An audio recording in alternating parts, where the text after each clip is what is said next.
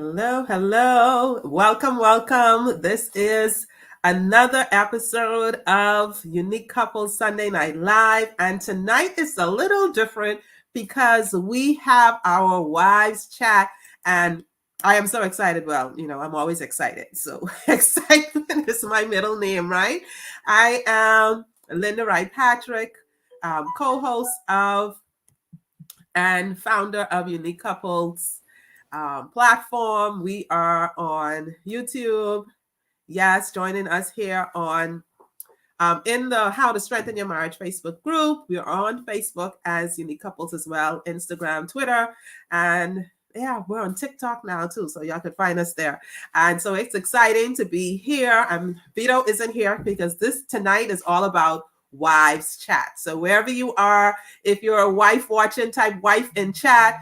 Go ahead and say live squad. If you're watching live, those of you who are catching the replay, hashtag replay, let us know if you are a wife or husband joining today. And so we're excited, and I'm excited because we have some wives joining us, and we are talking today about 2 rooms, 1 marriage. Listen, when I first thought about with the topic, I was like, what is the topic again? And I'm saying two beds, 1 marriage. And then it's like 2 rooms, 1 marriage. Well, anyway, both kind of like the same thing. So we have our special guest. I am going to allow them to come on, say hello, and introduce themselves and tell you about them. So we have Kathy with us today, Kathy Burgines. We have Jill Colley with us, and we have Camille Ellis. Say hello, ladies. Let's start with you, Kathy. Let our viewing audience know who you are, and yes, what's happening with you. Well, good evening, everyone. First of all, thanks to Vito and Linda for having me on today. My name is Kathy Burgins, and I'm from Alabama. And we're with Line of Duty Word of Truth Ministries. My husband is the pastor, and it's actually a new ministry that's been formulating since January of 2020. So just in the process of, building the ministry and networking and sowing seeds into other people's ministries. We believe that if we sow into other people's ministries, that God will bless us. So sowing into Unique Marriage, Unique Couples, the Marriage Club, and how to strengthen their marriage has been a blessing to me and my husband. And it's been a blessing to be able to sow into Vito and Linda's marriage because they are very passionate about saving every marriage, and that's a beautiful thing. So I'm really responsible for working on the outreach part of the ministry. So that's what I'm working on now, doing different things to just, my focus is women and children. So again, thank you for this opportunity and to be on the panel with these other lovely ladies. Okay, so Kathy, let us know how long you've been married as well. Any kids? I know you shared already before because this is not your first time on the platform. Thanks for joining us again today. But for those who are new and who don't know, you can just let them know that. All right, so we've been married. It'll be 9 years in May, and this is not our first time around the rodeo. We have a blended family of 3 children, and one just turned 30. One will be 24 February 3rd, and then we have one that's 26, and then a blended family again, and then a granddaughter that's 9. Awesome. So wow, generations. Yes. Okay, go ahead, Gia. That's exciting. Yes. Well, I'm Gia Lynn Colley from the beautiful islands of the Bahamas. I reside in Grand Bahama, particularly the typical island girl. Yes. So as Linda will be experiencing, we are a little cold this weekend. So I'm not going to say what it is because then I don't want anybody laughing at me. But we're a little cold here in Grand Bahama. Married, going to be 13 years, July. A blended family as well. I have a bonus daughter, and then we have 3 kids together. So yes, I work in the field of social work now. I have a background in counseling and just experiencing and enjoying life. Awesome. Yes. Yeah, we won't talk about the weather Because Camille might tell us something else, right? No, I'm We don't know Jamaican. what cold is. I'm We don't know what Jamaican cold where is. it's hot all year round. So, yeah. So I'm Camille. I'm a very conservative woman. Well, that's my New Year's resolution. I'm trying to be Oh, okay, diplomatic, yeah. okay. And I have one husband for 14 years, 2 children, which is a human boy who's 12 and a furry cat who's 16 months old. I'm passionate about a lot of things. I'm passionate about literacy and education among women and children on a whole. I enjoy traveling, but I don't like the process. So, for example, I want to be in Thailand at the moment, but I don't want to take the traveling. I just want to wake up there, you know? So I love going to new places. I love reading and writing and cooking and eating and sleeping. And most days I enjoy being a wife. Most days. Yeah. Most days.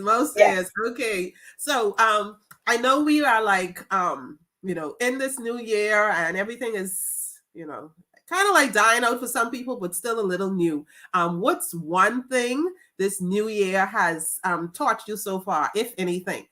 Before we get into our topic of discussion today, just to warm up, because we're talking about 2 rooms, 1 marriage. But before we get into that, what is one thing that this new year has taught you so far, if anything at all? Okay, so anyone could feel free to go.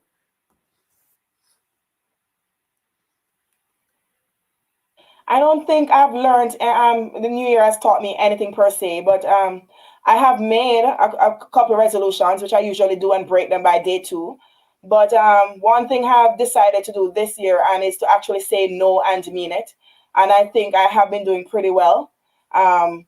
Sometimes no is going to hurt those who are hearing it, but I've learned that, in order to take care of me, I'm going to have to say no to a lot of people and to some folks and to some things. So that's one thing I've decided. I've also made a resolution to take more than 10 business days to fold my laundry. Of course. Take more than that, but I thought you were taking that already. Take less than 10 business days to fold my laundry. Less than 10 business days to fold my laundry. You know what? This morning I folded my laundry and it has been 8 business days. So I have been doing well. Yay! Ooh. Applause. Guess what? We don't have to do it all in one day. Rome was not built in one day. And as wives, we kind of like want to take it on and take on everything. And like I was just telling Vito last night, I was like, we're trying to do everything. And guess what? Nothing gets done. Trying to do everything and then nothing gets done. Okay? Nothing gets done. But Camille, I didn't know you had a problem saying no, because anyone who knows you knows that, hey, right, Gia? Child.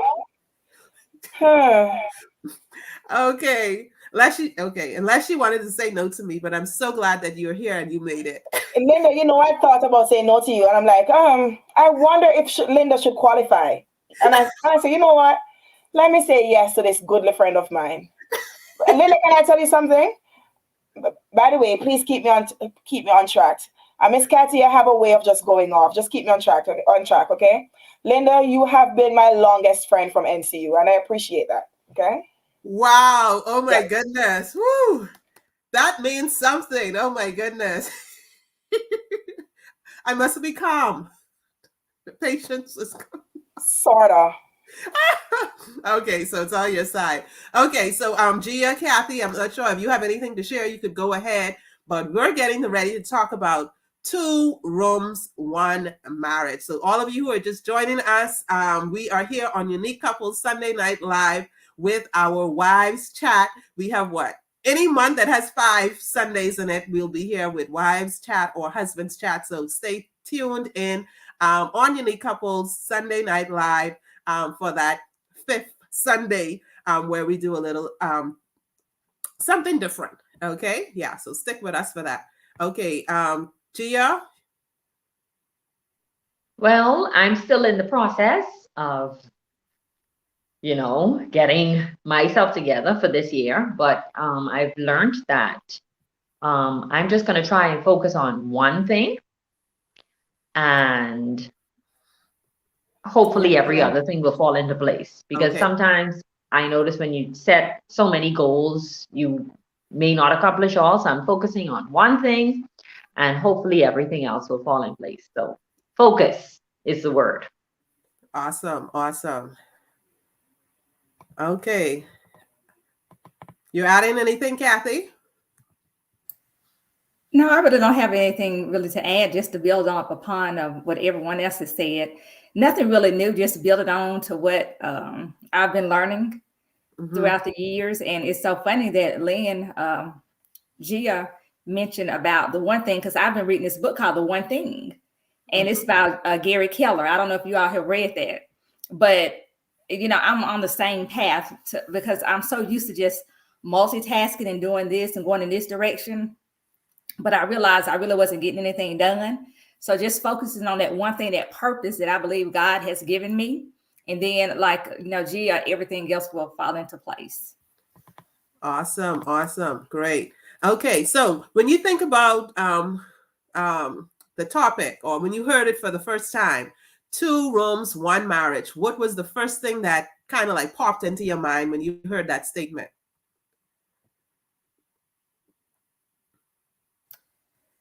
Well, for me, it took me back to, back in the day, maybe like a Leave It to Beaver back in the 19s and 50s when, they slept in separate beds, or, they slept in separate rooms.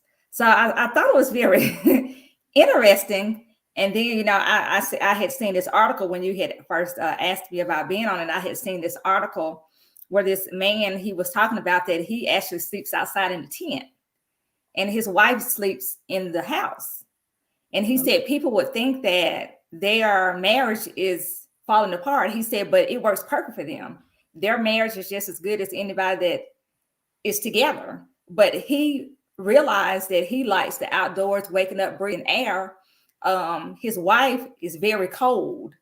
And, they couldn't get it together where how to get the temperature together. So he chooses to stay outside in the tent. She sleeps in the house, but they come together, do their cuddling time. They have their intimacy, and then they go their separate ways, and it works perfect for them. So I just think it's just very interesting just to hear what, everybody else has to say, because it's a very interesting. And I read where 1 in 4 people in America, they actually sleep in separate bedrooms. And this was exactly, as of June of 2021. So very interesting. Wow. Wow. Go ahead. Yes. I thought it was interesting as well. And I was like, wow, where are these people? Because for as long as we've been married, all we've been doing is sharing our room. We have it the opposite way around. Like the little ones want to be in the room. But I thought it was interesting as well. And I read too in some articles where it works for some marriages. Well, I guess because one article I was reading, the husband was like, well, nobody wants to have a grumpy wife in marriage, and they've just decided to sleep in separate rooms so they can just have a better life. And I was like, wow, interesting. But many do it for different reasons, and believe it or not, it is happening. And marriages, have come to that point where they are just in separate rooms, and it may not just even be physically, but in separate spaces. So I thought it was very interesting as well. Linda, when you invited me on this program, I specifically asked you what the topic was. So when you said that, I felt like I really wanted to say no, because I worried what the narrative would be and on what basis would we have this conversation. I'm thinking, are we going to have the conversation to say that sleeping in separate rooms is negative? Because it can be positive. I have been married for 14 years, and my husband and I have slept in separate rooms for maybe 4 of those years for a particular reason. I slept in a separate room last night. My husband and I, our marriage is not breaking apart, Kathy. Kathy alluded to that. It doesn't mean that our marriage is breaking apart. We just have our reasons why we sleep in different rooms at certain times, Does it mean that my husband and I are not intimate? No. When we're together, it's earth, wind, and fire, But we do sleep in separate rooms at times. So it troubled me that I would have had to have this conversation. And then this is something I would have, because when I have these conversations, I'm practical. I'm going to say, you know what? I can say this because I have lived it, But would I be looked on differently? Because I think it's tabooed where people think, oh, they're sleeping in separate rooms. They must be breaking up. There can't be any intimacy. I wonder what's happening. No, it's amazing, So people sleep in different rooms for different reasons. So I hope that we're not coming from the basis where it's negative, because there are several reasons. It can be positive and it can be negative. Wonderful, wonderful. Thanks for sharing that, Camille. I know, I think it was sometime last year, we kind of like did a podcast. We were trying out this podcast for the first time, and we started to talk about, this issue of, persons having issues like maybe, with the same thing, sleeping in different rooms, and, the reasons and stuff for that. So, and then recently, one of the, some of the suggestions that were coming in, because we do take suggestions on topics. So if you have any suggestions, go ahead and let us know. And definitely let us know your comments as well. So we had suggestions coming in, hey, we need to talk about sleep apnea. We need to talk about, the problem with snoring and all of these different things. And I'm like, okay, I know it's it might be a thing, but not a thing. You understand? Like it could be a thing, but it doesn't have to be a thing. But, so you know what? Let's just, talk about it, because it'll be simple things like that. Someone just hearing, like Camille said, that, hey, husband and wife sleeping together, I'm not sleeping in the same room, then that's a problem. But we want to take it further too, because we know that there are some reasons why you would have these two rooms, maybe in a house, or maybe not even in a physical house, but two different houses that people are sleeping, husband and wives are not sleeping in the same bedroom or in the same house, or, and they're still in this one marriage. So we'll, so the conversation is really to discuss all the kind of like pinpoint and get a bit of all of the reasons why this may happen. And if it is happening, offer some kind of insight or help for couples who may be experiencing it, not to say, well, this is wrong and this shouldn't happen at all. Go ahead. But Linda, I have an issue here, because I am saying that it's not necessarily negative, but then I have you as a saying, maybe we can offer some insights and some help for those who are having. So are we assuming that whoever is sleeping in separate rooms, that they're having problems? Because you only need help if you're having problems. Yes, and some people who are sleeping in separate rooms are having problems. Yes, they're having. So we want to offer help to those who are having problems. Yes, yeah. So we're looking at it from, so we're sleeping in. So the first thing I think we need to look at is probably look at we have these two rooms in this one marriage, right? What is the what's the reason why couples may find themselves sleeping in these two different rooms? So that's the first thing. Like, what are all of the reasons that could happen why couples may find themselves sleeping in two different rooms? So we want to kind of like share on that, and based on the sharing, then we could say, okay, maybe this one, okay. So any ideas on that, ladies? Why would couples find themselves sleeping in two different rooms? I just think it depends on the couple. And I agree with what Camille said and everything, because there's just different reasons. You mentioned it, snoring, sleep apnea. If I'm a wife that has to get up at 5 o'clock in the morning and my husband has a sleeping, or vice versa, I'm going to be angry. He's going to be angry because we can't get any sleep. We can't get any rest. Or if I'm an insomniac and I'm tossing and turning and I'm keeping him from getting his rest and he's keeping me from getting mine, then the solution may be, let's just sleep in separate rooms so we can both be happy. There's no issues with our marriage. There's no, issues with our intimacy, but this works for us. We have to go to work. We have to take care of our families. Mm-hmm. And this just happens, one might have to wear a machine and that machine is making noise and it's still causing an issue. Now, that doesn't mean there's anything wrong with the marriage. As Camille said, this is agreement that we as a husband and wife have made, and it works for us. And I agree with what she said, is that we have to make sure that we're not looking down on people because this is what they choose, because their marriage could actually be in better shape than people that are sleeping in the same room, sleeping in the same bed. So just how do you make it feel like that it's something wrong? Because we know that they did it way back in the day. You know, kings and queens, people do it all the time. I'm a They queen. did it. Yeah, they did it all the time. You know, they slept in, you know, separate. And I think it's just, how did you say that it's still okay that you're not separated? You know, there's still love. There's still intimacy. But I see what you're saying, that, okay, if it's because there's a lack of trust, or, you know, we're sleeping in separate rooms because let's say the husband might have problems with pornography, or even the wife. So there's something, why you don't want to be in the room with me? You know, what issue is that? Now that's a totally different, you know, root cause, as opposed to, you know, it's medical issues. Let's say religious. What am I going to say? Religious. Say, for instance, if I believe that, you know, I've been called to fast, or I've been called, you know, this is my time that I want to spend with the Lord. I want to get up. I want to praise and worship, you know, the Lord at 2 or 3 o'clock in the morning.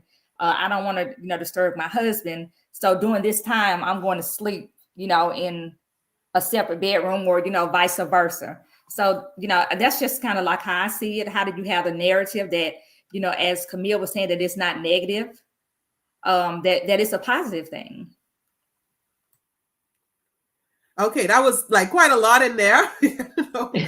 Yeah. Kathy, you talked about the you know, the sleeping issues, and trust, and you know, how they did it in the past. Maybe just to stick a pin, that has nothing to do with any of all of that. But I remember before I got married, right? I just like the structure of building a house and designing the house, and I wanted us to really have his and her bedroom, like, yeah, my side, your side, and then maybe something in the middle.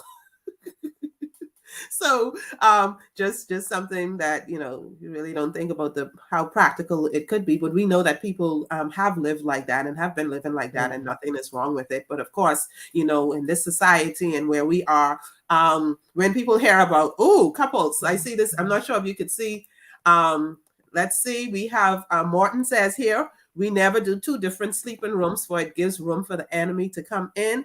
We live by our motto that my spouse is not my enemy. So you would have, you know, stuff and things, and people would use like that to say, hey, you know, you're in 2 different rooms and y'all are married, something is wrong, when we know that there are a lot of different reasons. So we're talking now, those of you who are just joining us, we are on Unique Couples Sunday Night Live. This is our wives chat.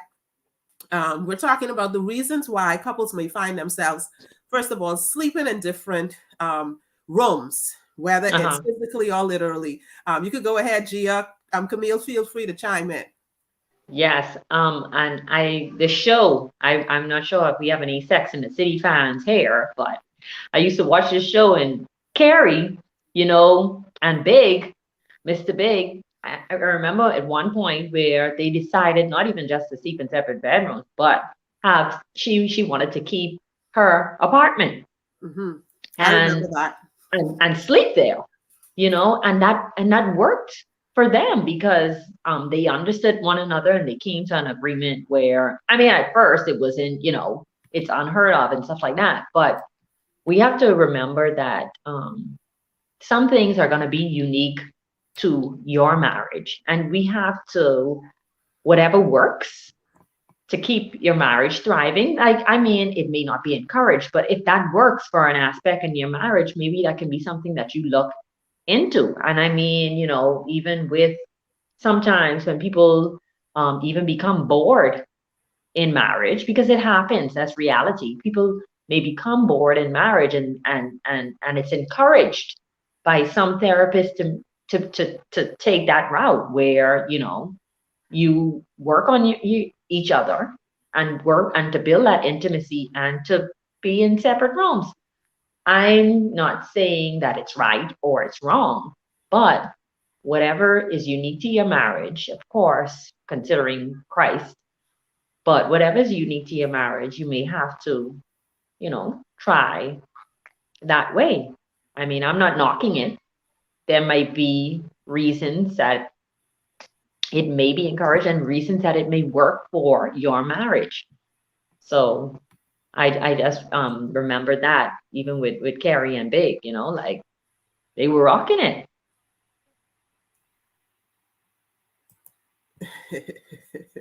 Okay.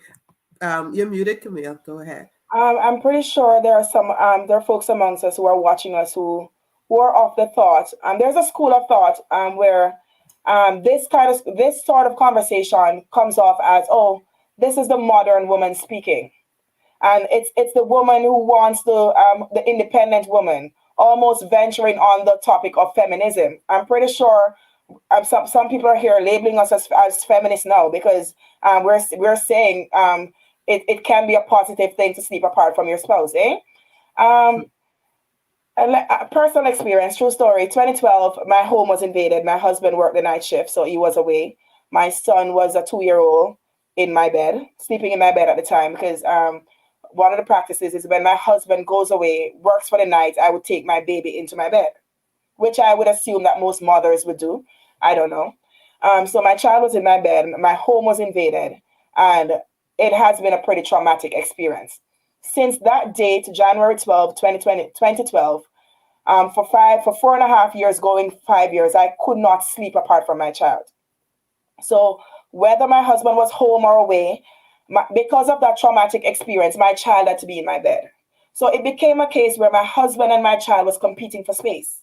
And we said, you know what? My husband decided that, you know what, I'll just sleep in the other room. Because it was now a psychological problem for me because I literally could not sleep apart from my child. I have gotten therapy. I've tried to put on my big woman panties and to say, okay, then let him sleep in his room and I'll sleep in mine. And by 12 o'clock, I'm gone because my mind just won't allow me. I just feel like he's unsafe if I'm not there. And, so that was a psychological battle I had to fight with. So now I have overcome that and my child is sleeping by himself and my husband and I are back together. But I realize that whenever my husband is on the night shift, and if he comes home at 11, 12, like that's the evening shift, he goes to work at 3 and comes home at 11:30, 12-ish, there's no way he's coming into my bed. Like my door is locked. Again, that's a psychological issue, and he understands that for the 2 nights that he works the night shift, when he comes home, he has to sleep elsewhere because he cannot come into my bed, and that's psychological. That's something I've had to grapple with. And of course, I'm getting help for it. Does it mean that it's affecting our marriage? No. I think one of the problems when this becomes an issue is that it's something that your children have to know about, Your children has to know that just because daddy and I are sleeping apart from each other doesn't mean that daddy and I don't love each other. Mm-hmm. This is happening because of this. And we make it a point to show intimacy in front of our kid, So he sees me hugging daddy behind and whatever, and he'll be like, oh, you guys are so weird. But he's still seeing intimacy. So he knows that we don't sleep in the same bed sometimes, but that doesn't affect him. That doesn't shake him. Because tomorrow he sees mommy and daddy holding hands, mommy and daddy kissing, mommy and daddy rubbing there and there. So it's a conversation that you have to have with your kids too, as soon as they can understand it. You know what? This is what happens because of that. It's not negative in my case, but it can be negative. And I think a lot of parents think, you know what? I don't want my children to grow up and to get into relationships and to choose to sleep away from their spouse. Because we're of the notion that if you sleep together, it builds intimacy and it makes you closer. But actually, there's no proof. Like, there's no proof that your marriage is better than mine if you snore in each other's ears and put your feet on each other and push each other off the bed, as opposed to me being comfortable in my bed and you being comfortable in your bed. And, there's absolutely no proof. Oh, I love it. So it's like, that was a whole lot. And so for me, a lot of this is like kind of new too. So like you said, Camille, getting the help and assistance with, all that you have to go through is commendable, and is something that will definitely kind of like help your marriage, so that you wouldn't experience that negative, because someone else who might have been in that experience might react in a completely different way and probably not be with their spouse even today. So we're saying kudos to you for, making it last, and fighting through and fighting for your marriage, and making sure that, hey, y'all are still connected, because I think the connection is, hey, when we're together, right? And even if we're apart, we're still together. And that is something that it doesn't mean that, hey, it's just physical. Like, we're physically together means that we're together, because people could be together. They're in this one marriage, but they are really in two different bedrooms, like mentally in two different bedrooms. You see? And that could be something else too. Like, physically you're there for whatever reason, but for some people, hey, I don't want to sleep with her because, I want to be doing my own things. I want to be able to slip out at night. I want to, access porn, or it could be the female too. Any of those reasons. Maybe it's, infidelity. Hey, you slept out. You had a relationship with someone else, and now you want to be in my bedroom.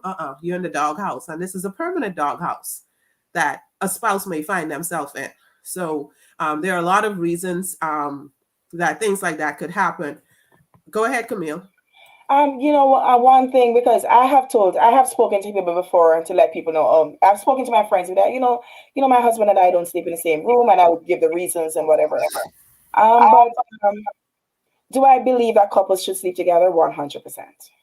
I do believe that, because even if it's your girlfriend who comes to visit you, like if my best friend comes to visit me, sometimes I feel like I want to ask my husband, can I go sleep with my friend? Because sleeping together builds, you talk way into the night and you share.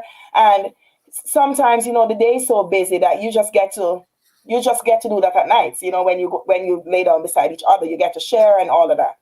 But you can do your thing and light the fire and burn the fire and then go, But when I encourage people is this: if you're going to choose to sleep in separate rooms because you're mad at each other, then I think you're opening up the door for the devil to get in. And this is equal to those spouses who leave home. You get into an argument or a disagreement, and you take up your car keys and you drive away. In my book, it's equal. Like, if you have an argument, you have a disagreement, you don't want to be separate, because then you leave space for something to come in. A mediator comes in, and most times the mediator is not awesome. So that's what I encourage people. You're not gonna, if you're mad, don't choose to sleep in another room because you're mad. If you're not feeling well, or the snoring is getting to you, or you're on different sleep schedule, fine.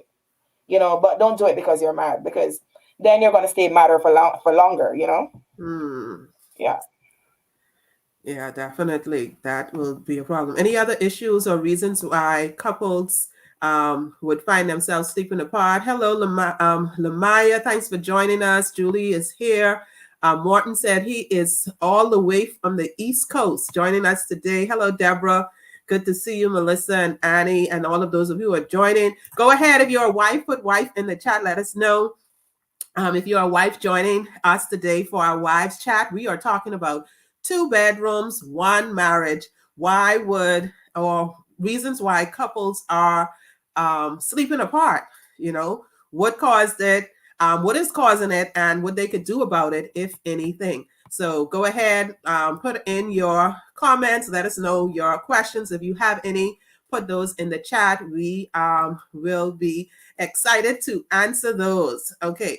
So anybody else with reasons why couples may find themselves sleeping apart? I know we mentioned trust issues, and maybe pornography being a problem, and then of course infidelity. And I just had this thought of someone being super finicky, or meticulous, and wanting to make sure that they are their environment is just so meticulous and clean and all these different stuff, but you have a spouse that is the complete opposite.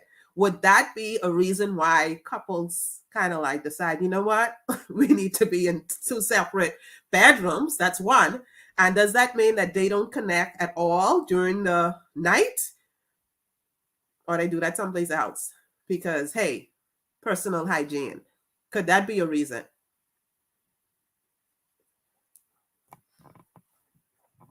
Oh, we're all quiet on this Guys, one. don't allow me to take the conversation because I'll take it, guys. Jump in, please.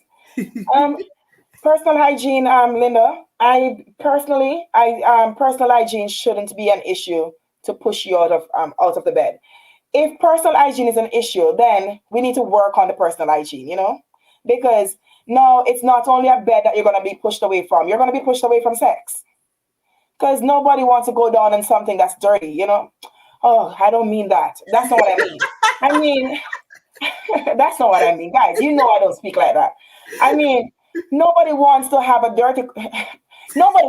dirty sex, I mean, yeah, some people do. Yeah, some people do. Yeah, some people do. But in the case where it's causing a problem, I mean, man, get yourself cleaned up, Get yourself cleaned up. So if it's hygiene that's pushing couples apart, then we have a deeper issue here. And it doesn't even have to be an issue, just take care of yourself. If your husband or your wife likes you smelling comfy and nice, get comfy and nice. If she likes you being musky and raw and like guttural, that type of smell, because you have women and men who like that, get yourself together, So that could be an issue. But can I share a story? Go ahead. By the way, I'm done after this. When my husband and I had our first night to share bed, I'm not talking about honeymoon. I mean, like living under the same roof now. And we got into the room to get into bed, and he went on my side. He went on the side that I thought was my side. So I was like, that's my side. And he's like, we've never slept here before, so how come it's your side? Because that's the side I normally sleep on, Something as simple as that, Yes. Something as simple as that could cause an issue. Because I'm like, I sleep on this side of the bed always. So can you sleep like on the other side, please? But thank God for my husband. He's such an understanding man, because I know that this could have been an issue. And since then, it doesn't matter if our bed has two ends or it has a corner. He gives me the side that I want, So thank God for that. But those things can be issues, So we don't agree on the same side of the bed. So let's sleep somewhere else where we both get the side that we want. So that could possibly be a reason why couples find themselves sleeping in different bedrooms. Wow. But yeah, it's true. Like, for me, it might be, hey, I need to sleep by the door, or I don't need to sleep by the door. The door has to be closed in order for me to, there's just different things. And I think a lot of it has to do too with past experiences, right? Exactly, Past experiences that people would have had. Past trauma could also be a reason why people are having issue. And I know one issue could be, hey, and even though this couple is married, and of course, they might even have children, so they obviously had sex at some point, right? But now they're finding issues where, hey, I don't want to be physically close to you. A husband and wife, they might experience that, where they don't want to physically be close to their spouse. A wife might feel like, hey, I don't want to be close. I don't want him to touch me. Like, why does he have to touch me all the time? Why does he insist on touching me? And that could be an issue. And when you have things like that, it's with those past traumas and past experiences that would have affected the relationship, people, I think, just need to know that you have to get help. You have to get help. And a lot of people shy away from what you talk about, Camille, therapy. No one would come out and say, well, I'm getting therapy for that, or I got therapy for that, or I'm seeing someone, or I'm going to counseling, because I guess they would feel it's, the negative stigma attached to, seeking help and getting help. But the thing is, it doesn't make sense to be facing all of these problems and all these issues and be in it by yourself and not get help when help is available, and help is always available. So we want to say to couples, hey, help is always available, access to help. So if you finding yourself, as the wife, maybe with a problem, and that's affecting you and affecting your marriage and your functioning, get help. Get help. Nothing is wrong with getting help. Kathy, Gia? I agree that there's nothing wrong with therapy, and I think that sometimes we put we stigmatize people because they do get therapy. Mhm. And having these conversations, say it's okay to get therapy. That doesn't mean you're weak. That doesn't necessarily mean that there's sometimes you're getting therapy to prevent. Mhm. Because therapy can be a prevention. There something is brewing and you're preventing it, and then something has happened, whether there's trauma, and you're wanting to deal with it so you can live a healthy, joyful life. So I agree with everything that's being said is just get help, because there's different reasons where people may choose to go this route, but understanding that doesn't mean that there's nothing wrong with you. There's nothing wrong with your marriage. You just want to end up in a divorce if that's the ultimate goal. When you mentioned hygiene, if the problem wasn't there before, but now it is a problem, if you love each other, you should be willing to work with that person to let them know, and they should be willing, okay, now that there's a hygiene problem, is there some type of depression that has set in? What is it? Is it a physical sickness? What is it? So like you said, everybody said, just getting therapy to get to the root of the problem. Definitely. Go ahead, Gia. Camille, go Yes, and put those and comments definitely. in the chat. Definitely pro counseling always. And, adding to that, I think that some of these are the discussions that we need to have even before we enter into marriage, and the dating process and the courtship process. These are things that we need to, really talk out and hash out. And I mean, even though you don't avoid everything, and you still find out things when you're living with a person and stuff like that, but these are the scenarios that need to be given, because I think people think that marriage is just a fairy tale, and everything will fall into place, and you have your designated side of the room and this and that, and you will it doesn't work like that. So these are some of the things that we really should talk about pre-marriage, and like we say, communicate, because not everything is going to go the way you think it goes, or the standard you might have it going to.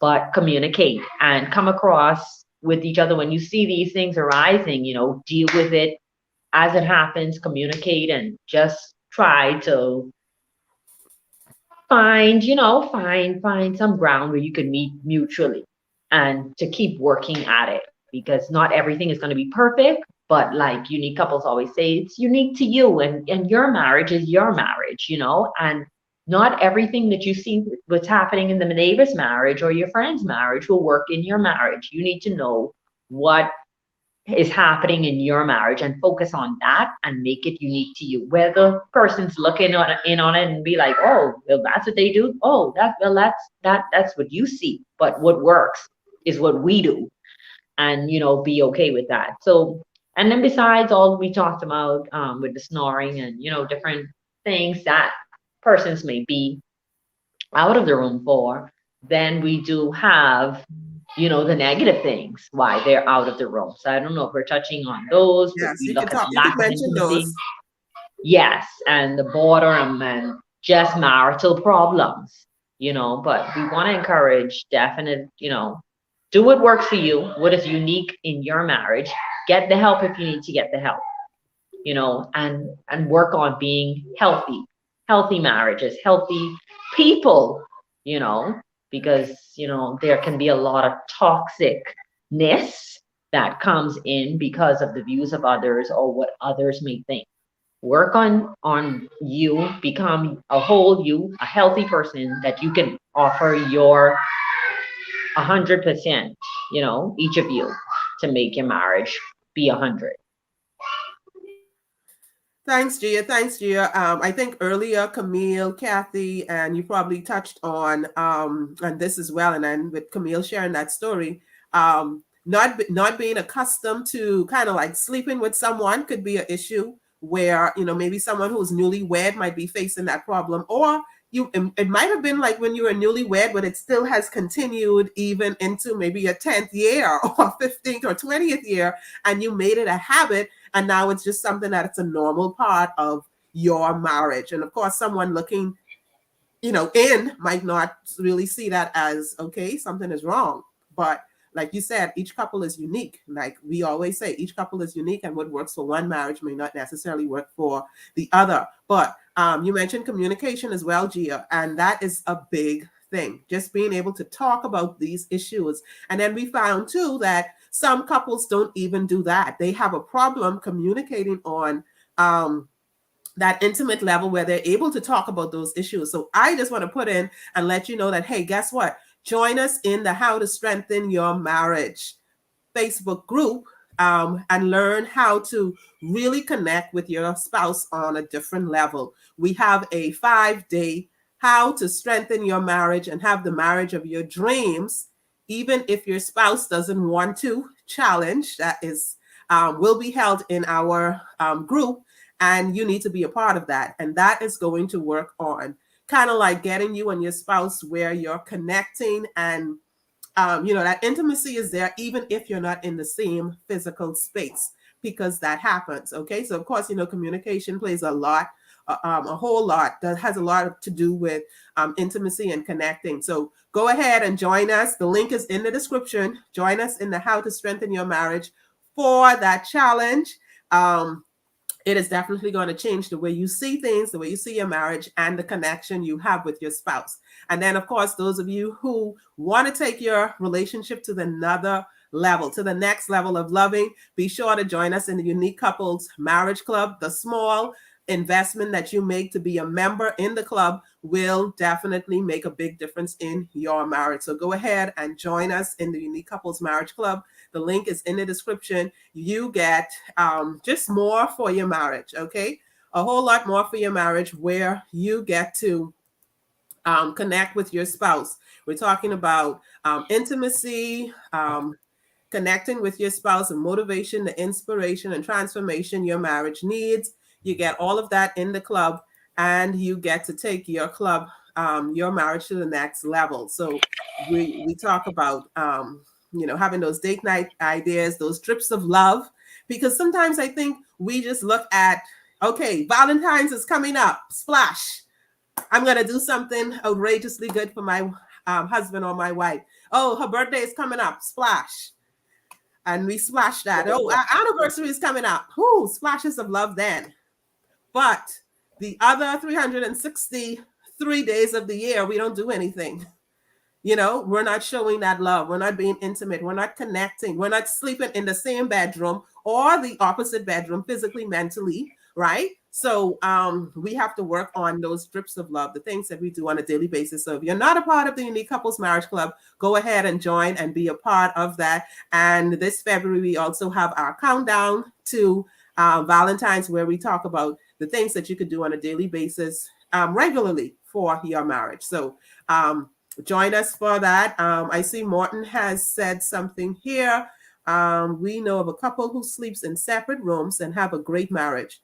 We thought it was weird at first, but then notice how happy they were. They've been married for about 30 years. It all depends on the couple. Thanks for sharing that with us, Morton. Definitely, each couple is unique, right? And everyone has to find what works for them and make sure that they're in agreement in terms of the husband and the wife, because the husband and the wife connecting with that. So I think I have 2 more questions before we end today. May I say something, Linda? Go ahead, Camille. I think as women, sometimes we do not consider that our spouses, our husbands, need to feel welcomed in our room, So when we consider even decor, and some of us wives, we are princesses, and our room is sparkles and pink and feather and from top to bottom, and so the man inside of that space doesn't feel manly. And some of us have some really manly husbands, and so when we decorate our rooms, and so in that case, the man feels like he needs to have his own room, his man cave, where he goes and he feel his manness, you know. So women, when we consider room decor, come on. My husband usually jokes with me. I'm not a pink girl, you know that, but he would joke with me and be like he would say, I'm so glad that you're not this, because I would wake up feeling like a girl or something like that. But it's a fact. The man needs to feel welcome within his space. So ladies, just cut down on your pink feathers and your frills and your glitters and your sparkles, and because the man needs to feel too that this space is his. Camille she just couldn't take my pinkness, right? But we're cool. But my room is not pink feathered, Camille. So we kind of make it neutral and have that in betweenness. Yes, the man needs to feel welcome in the room. And I hope that is definitely true. Yes. It's your room. It's not, like the wife's room. Even though we kind of like want to take over and would usually want to take over and make the entire space, and we want to paint out and everything, the house, the outside, the inside, everywhere, and there's no sense of the male's personality. No sense of the man's like ownership for the man. And I hope this doesn't derail our conversation too. But sharing the same bed, for those women and those men, those husband and couples who share the same bed, I just want to say, because I know you're going to wrap up, I just want to say, you not only need to share the same bed physically, but mentally. A lot of spouses have checked out long time. They're in the same bed, but they have checked out. And trust me, if you're sleeping in the same bed with a man or a woman and you are checked out mentally, even if sex is happening, sorry, you're being raped. Okay. You see, I kind of caught the ending part of that. Say that again, Camille. I said, if you're sharing a bed with a spouse and you have both checked out mentally, even if sex is happening, in my book, you're being raped. Okay, so it's like there is no consent. You're not there physically. You're not there mentally. This is something that you really aren't interested in wanting to happen. Sex becomes a contract. And that's really not what it is supposed to be, because marriage on a whole is not supposed to be a contract. It's not like a give and take kind of thing. It's a covenant with God as a center for those of you who are believers and know that you enter this relationship with, God kind of like as the center of this. Just having that transaction, doing that transaction is definitely going to feel as if you're not in, like you have no power, like you're powerless. You don't have any control. It's not something enjoyable for you. It's not pleasurable. And then no one should be left kind of like feeling that way. That is definitely a conversation that we need to have, because we're seeing so many things happening in terms of domestic violence and all of these things that are happening with women all around the world, and even here in the Bahamas with all of the incidents that we've had recently. So that is definitely a big issue. And we're back again for our wives chat. So maybe we'll continue that conversation during that time. So Kathy, Gia, Camille. So we've talked about 2 bedrooms, 1 marriage, or 2 rooms, 1 marriage, or 2 beds, 1 marriage, all of that today. And we looked at the many different reasons why couples may find themselves sleeping in these 2 different areas, whether it's, not wanting to be physically close, past trauma, sleeping badly, that could be something, not accustomed to sleeping with someone, maybe the snoring, personal hygiene, trust issues, infidelity, all of these different things, sleep apnea and all of that. We look at some of those, and we have to, the couple really have to look at how bad is it? Is it justifiable? Can we sleep in these 2 different rooms and still at the end of the day connect like we need to connect as a married couple? Okay. And how would your spouse feel? How does your spouse feel about that situation? Do they feel slighted? Do they feel less than? Those are the kind of conversation you'd have to have with your partner when you look at these issues. And then, of course, how to solve it if it is indeed a problem. And getting help, we said, is not an issue. So to wrap up, what advice, how could couples deal with these issues? We'll wrap those 2 up together. And what advice would you give wives who are struggling with any of these issues that they're facing? So you could let us know, what advice would you give wives who are struggling with any of these issues in terms of being in 2 different rooms, but hey, this is just the one marriage. Okay, so Kathy, Gia, Camille. I think that it's really been summed up, but within the whole conversation, whether there's therapy, the agreement, or the understanding between the husband and wife, this works for us, and this is what we're going to do. Not being concerned about what other people think, because it's not their marriage. Being delivered from their opinion and find a safe space. People want a safe space, where they're not being judged. So, that would be my advice, find a safe space where people may be doing it. And, you gather around, it's kind of like a village, and you all are working together and learning. But that's the best advice I can give that's already been given: therapy and finding a safe space and what works for you. And if that works for you and your spouse, then it works. Your marriage is between you, your spouse, and God, not anybody else. Awesome. Thanks for that, Kathy. You want us to come back, Gia? Same thing. Get the help that you need. Make sure it's healthy. Even though you may be in separate bedrooms, don't be in separate marriages. Don't be separated in separate spaces. I'm just gonna encourage that. Everything that Kathy says, yes, totally agree with. Get the help that you need to get.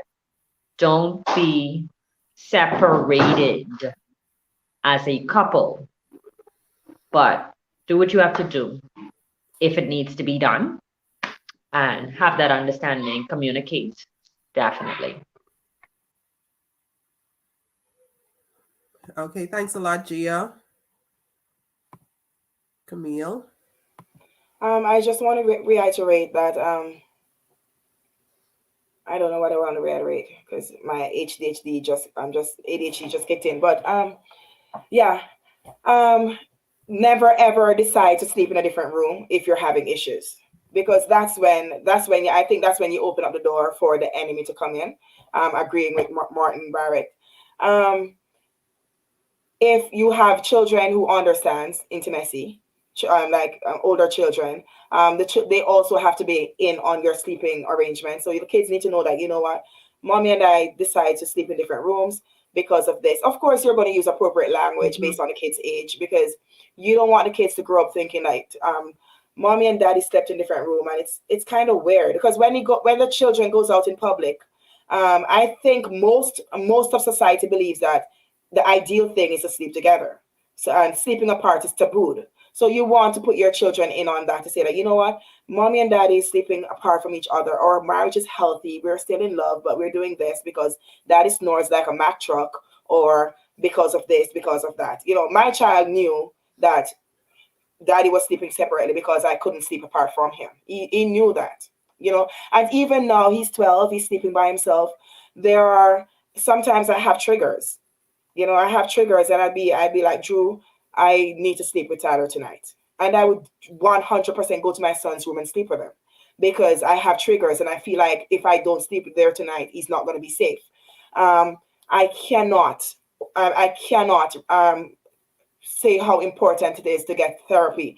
But it's our culture to think that we have to be broken first before we get therapy. But one thing I've learned in going through all of this is that therapy also maintains, it maintains what you already have. It maintains what's good, and it helps you to build on your weaknesses. So get therapy, guys. It's the best thing you could ever do for yourself. If you ever sense that one thing that's going to break you apart, break your marriage apart, and you know in your heart that your marriage is worth saving, get therapy, Yeah, so you said you made the statement earlier, Camille. Therapy doesn't mean you are broken. It doesn't only mean it maintains. I was telling you to type it in directly because I think you sent it separately. I didn't get to put your name to it. But yeah, so therapy doesn't mean that you're broken, okay? And then people think about it meaning that, hey, if you have to get therapy, if you have to get help, it means that you're weak. And it doesn't mean that either, because it's the person who seeks the help who would be the stronger, because in connecting and linking with others, that chain becomes stronger. But when you're one person island all by yourself, you would tend to succumb to a whole lot more and be weaker than if you were paired and connected with others and stronger. So those of you who are not a part of our How to Strengthen Your Marriage Facebook group and that community, go ahead and join us there. We do our live trainings and have sessions. We have our How to Strengthen Your Marriage and have the marriage of your dreams. Even if your spouse doesn't want to challenge coming up, you could be a part of that. And of course, we have our Unique Couples Marriage Club that you could be a part of. So getting the help you need could also just be, like Kathy said, making sure you're in a safe space surrounded by, people who are going to support you, people who are going to be non-judgmental, and you could get the help that you need. So help doesn't mean that you are broken or that something is wrong with you, or like there doesn't need to be a stigma towards it. I'm trying to see, I think Martin just wrote something here again. I'll read this before we close. We've been married for 26 years and never did it.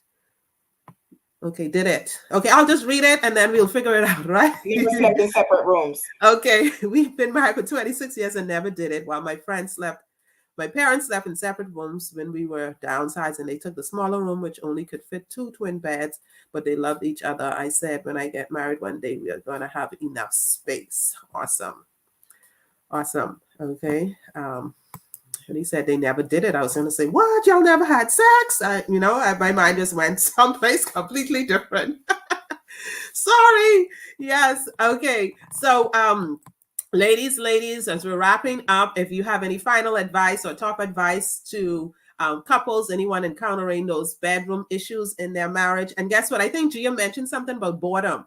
And if boredom is a problem, okay, go ahead and link with us for our Sextober quickies, our September quickies, November quickies. We had some December ones as well. Hey, we are also going to have some for Valentine's. So go in the Unique Couples Marriage Club, join there and catch on and, click and connect. We also had our Wednesday night YouTube. We have After Dark on Wednesday night at 9 p.m. exclusively on YouTube. You could go ahead and watch those videos as well. Stay connected, tuned in. If you have not subscribed to our YouTube channel, go ahead and subscribe to our YouTube channel. Join us in our community, Instagram, Twitter,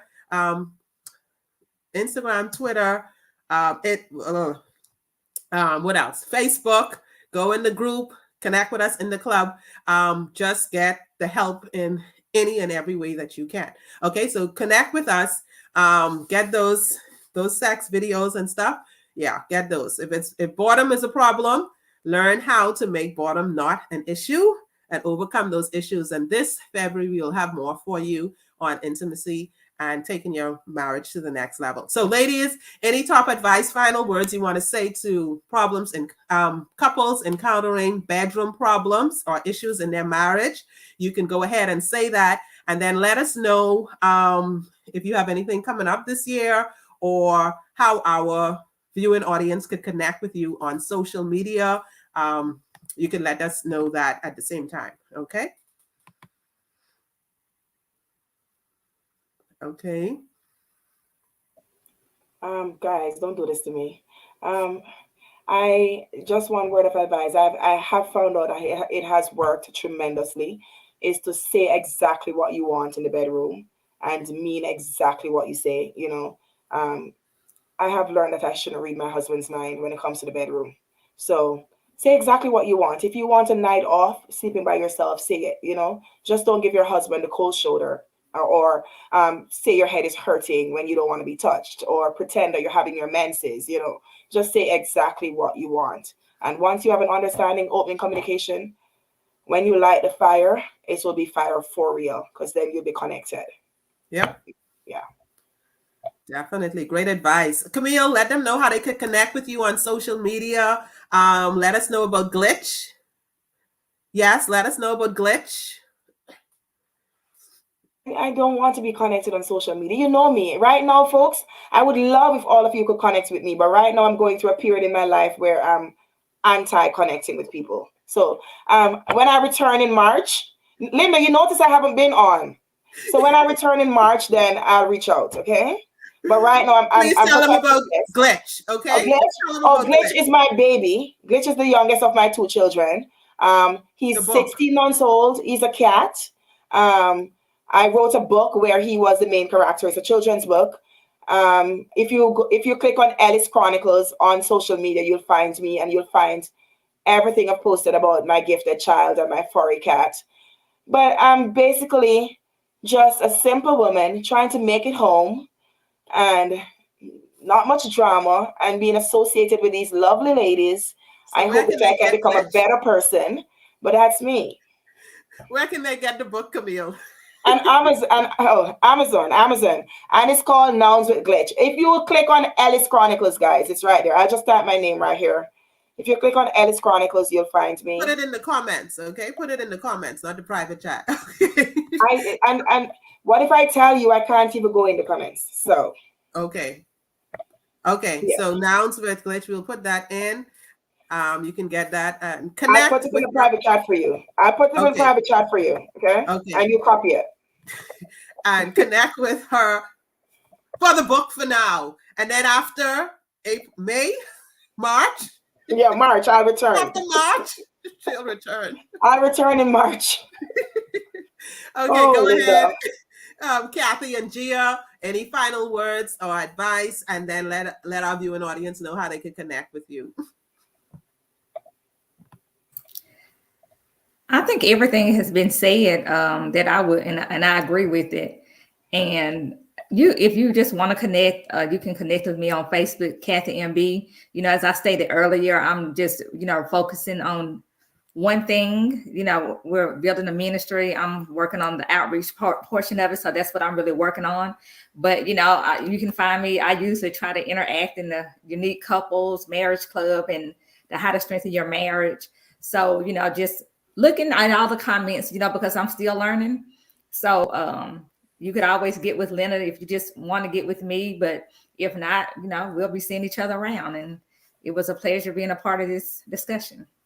Yes. Before Gia goes on, I forgot we also have a platform, a space for people who are not married yet, single. Maybe you're deciding that, hey, that's the life for you, or you're dating, or, you're just not married, but hey, you want to work on you as a person and, better yourself as a person. You could go ahead and join us in the How to Strengthen Your Relationship. Unique Couples, you could find us there on Facebook as well. As that's a private group you could join to kind of make sure that you're taking yourself and being the person that you need to be 100% before you even connect, or even while you're connecting in a relationship. Okay, go ahead, Gia.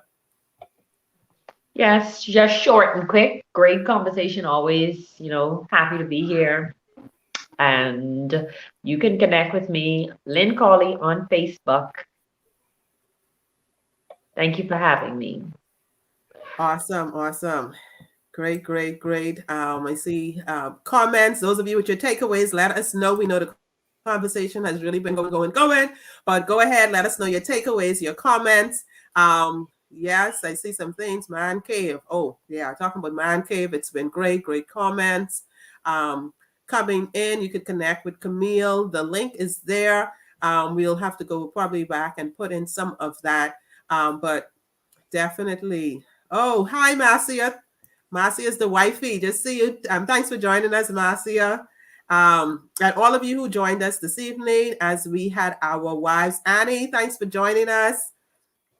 As we had our wives chat conversation, sometimes we think, actually, sometimes we just, a lot of things is that's taboo. We don't talk about, we don't want to talk about, we have no space to talk about it. And I can remember just being in a space where I was just, like there was just nowhere to turn. It just felt like there was nowhere to turn. There was no one to talk to, but I needed that. I needed that environment. I needed that safe space. And there it was in there. And, one of the things I wanted to do was create that space where people would feel free enough to talk and open up and get their questions answered. And, just, have someone that they can talk to. Like if something just happened and you need someone to be there for you, and you could have that.